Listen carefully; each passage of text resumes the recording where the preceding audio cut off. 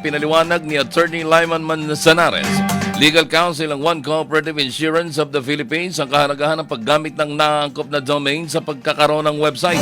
Partikular na halimbawa, mahalaga sa mga kooperatiba na gumamit ng domain na .coop upang madaling makilala mga kooperatiba kumpara sa paggamit ng mga karaniwang domain na .com, .org o .ph na kilala sana sa mga website ng Philippine government. Subalit marami ang gumagamit kung kaya't ito ay naging .gov.ph. Di gaya ng .coop, kilala ito para sa mga kooperatiba lamang. Isang katutak na actually ngayon, meron ka ng maano na .law, meron ng mga bago. Pero nung in-announce ito ng organization ICANN, yung Worldwide Organization, pumasok yung International Cooperative Association natin, kasama niya yung National Cooperative Business Association based in the US. So sabi nila, okay, inopen mo na, gumawa tayo ng ano para sa co-op. Ang ano natin is .coop. Bakit ginagawa ito? Kasi sa filosofiya kasi ng kooperatiba, iba talaga ang nature ng cooperative organizations. And kailangan, ang sabi ng ACA, na it's time na i-reflect natin yon pati sa pag-ano natin ng website address. At tinig ni Attorney Lyman Manzanares sa panayam ng Co Virtual Radio TV.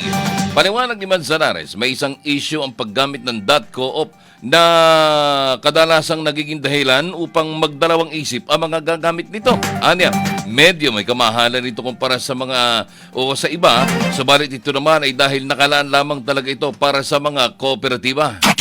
Yung challenge lang nito kasi sa .coop na domain is mas mahal siya kaysa sa ordinaryong domain. So, nasa ano siya, nasa $100 siya kumpara mo sa .com na dati nasa 10, na nagiging 12, ngayon nasa 14.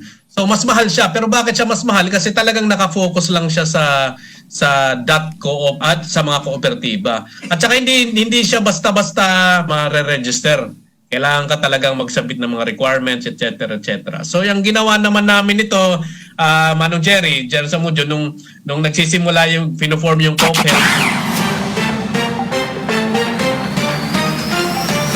Dahil dito, pinayuhan niya ang One Coop Insurance na sa website pa lamang, magsimula na sila ng tama kung kaya ang One CISP ay may domain na .coop. Pinaliwanag ni Manzanares na bahagi ng kanilang tungkulin ng pagsusulong ng isang advokasya lalo pa sa edukasyon kung kahit kailangan sa umpisa pa lamang, magsimula na agad sila sa tama. Coop Balita. Mga balitang balita dito sa Coop Balita. Dahil sa kagandahan at pagiging eksklusibo ng co-op ng .coop domain para sa mga kooperatiba, nais ni Philippine Media Network Service Cooperative Vice Chairman at dating ASEC Abad Santos ng CDA na ipalaganap sa mga kooperatiba ang paggamit ng naturang domain. Anya, hindi bababa sa 90% ng mga kooperatiba sa bansa ang gumagamit ng mga domain na masyado ng laganap. Kasi karamihan yan, kung titignan mo, halos lahat, siguro mga 95 or 99%. Kung hindi, meron pang at yahoo.com di ba?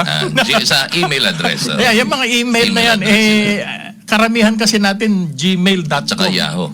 Yung mga email addresses nila. Ngayon, magkakaroon na ng sariling website itong mga especially itong mga millionaire and billionaire cooperatives.